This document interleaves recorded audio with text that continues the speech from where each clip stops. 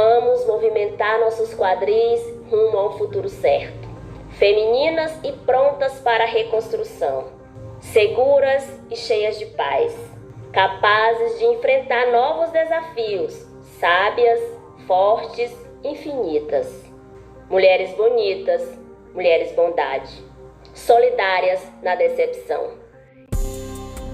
Olá a todas, todos e todes, sou Márcio Cruz aqui do Instituto Orixamã e estamos de volta ao nosso podcast Vozes Ancestrais em homenagem à Semana da Mulher.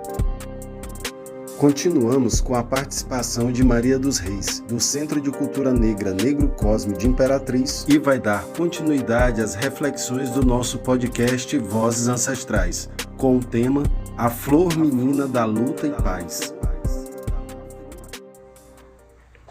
Continuando o nosso diálogo, convidamos para enriquecê-lo Luciana, sexóloga, terapeuta tântrica, especialista em relacionamentos. Luciana, são muitas conquistas que nós alcançamos, como resultado da organização e luta de muitas mulheres. Alcançamos conquistas em diversas áreas. Você pode nos falar um pouco como isso influenciou e ainda influencia a relação da mulher com seu corpo e com a sua sexualidade? Quando a gente fala de corpo e de conquista, a gente deve primeiramente pensar em como que o corpo, qual é o valor do nosso corpo para a forma como a gente se comunica com o mundo.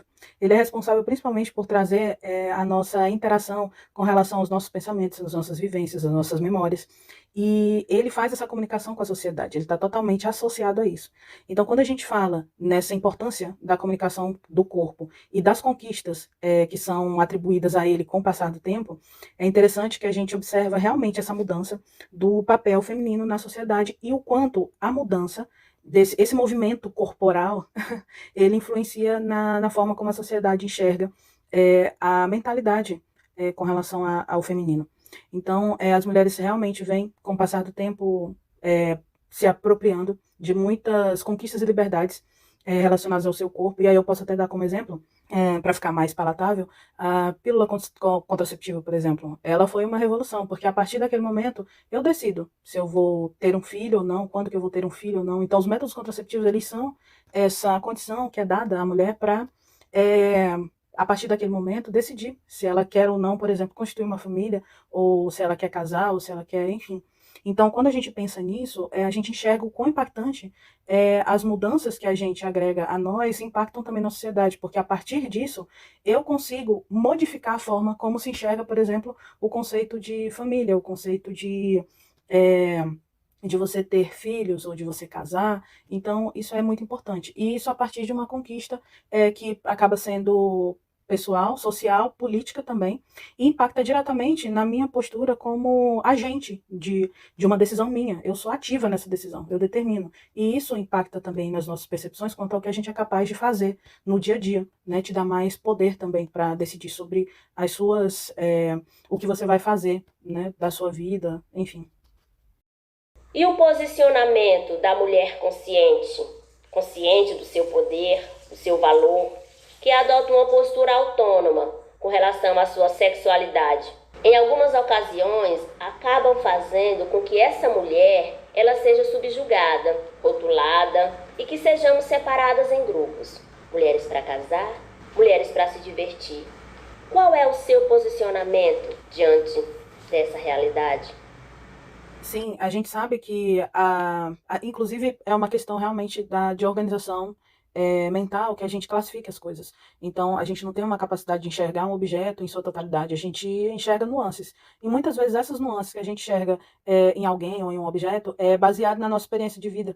E a gente sabe que essas construções entre mulher para casar, mulher para dar uma namorada, mulher para trabalhar, a mulher que é para servir, elas são construções sociais e que estão impregnadas na gente. E que cabe a nós, claro, martelar, destruir essas concepções, mas não é fácil, porque além de ser uma construção histórica, ela está presente também dentro de políticas públicas e que não tem como não refletir no nosso dia a dia.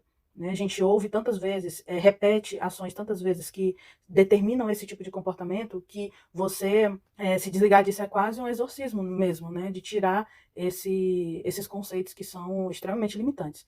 E, de fato, acontece isso. E quando a gente percebe que essas divisões elas acontecem principalmente por cor de pele, é um ato a se refletir, realmente, porque, afinal, não deve ser determinado dessa forma. Você não pode enxergar o outro apenas a partir disso. Mas, de fato, é reconhecer que o para casar realmente tem que ser associado ao que você entende, que é para você ser uma mulher para casar e tal. E, tipo, afinal, o que é o para casar? É também ser essa mulher submissa, que aceita. Então, se eu não sou submissa, eu não me encaixo nesse processo. E porque, afinal, você ser para casar também não necessariamente seja uma proposição para que você seja servil, obediente. Você pode trabalhar em pé de igualdade, em divisões de tarefas, que é o mais importante nisso, né? É a gente poder entender essas coisas, conseguir fazer acordos com o nosso par. Então, eu entendo muito a partir dessa perspectiva. E a mulher negra, que é empoderada, não aceita rótulos. Como é que ela é vista nesse contexto? Arrogante. A preta que não se curva, a preta que fala alto demais, que é brava, que é zangada, que é um monte de coisas que geralmente estão associadas a contextos de negatividade. Então, quando a gente vê alguém que, porventura, não aceita aquilo que é, entre aspas, normal, entre aspas, padrão, ela é o ponto fora da curva. Ela está andando à margem, realmente. Então, para além do processo feminino, né, de você assumir esse papel feminino, de não aceitar qualquer coisa, se você é preta, isso ainda tem mais um agravante, porque realmente você se torna essa pessoa que se acha. Então, você não é só uma questão de você estar fora de um contexto social. É um espaço de poder que as pessoas não estão acostumadas a nos ver, né? De decidir, de dizer o que a gente quer, do jeito que a gente gosta. Isso não vale, não tá valendo. Nesse jogo eu não... essa regra aí eu não quero aceitar. Então a gente tem essa dificuldade. E como nós fomos colocados em papéis subservientes por sermos mulheres, e ainda mais subservientes quando nós somos mulheres pretas, enxergar isso, ou quando alguém vê isso, realmente um ultraje, né? Tipo, meu Deus, essa aí mesmo é que não é para casar, porque essa aí é muito arrogante, se acha demais. Então, há essa perspectiva e esse pensamento extremamente equivocado, limitante, socialmente falando.